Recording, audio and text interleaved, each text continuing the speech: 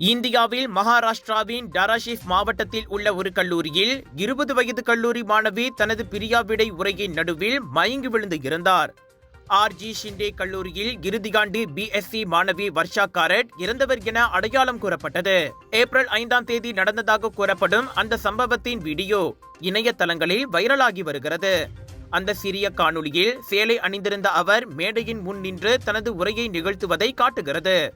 அவர் சரிந்து விழுவதற்கு முன் தனது பார்வையாளர்களுடன் பேசிய ஒரு லேசான தருணத்தை அந்த வீடியோவில் காண முடிந்தது.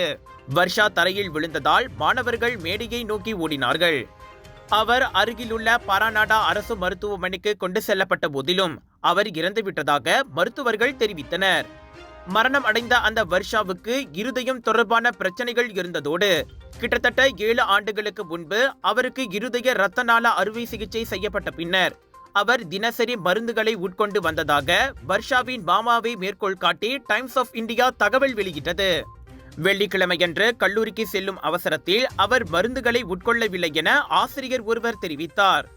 அவரது மரணத்திற்கான காரணம் இன்னும் தெரியாவிட்டாலும் உரையாற்றிக் கொண்டிருக்கும் போது ஏற்பட்ட மாரடைப்பினால் அவர் இறந்திருக்கலாம் என கூறப்படுகிறது.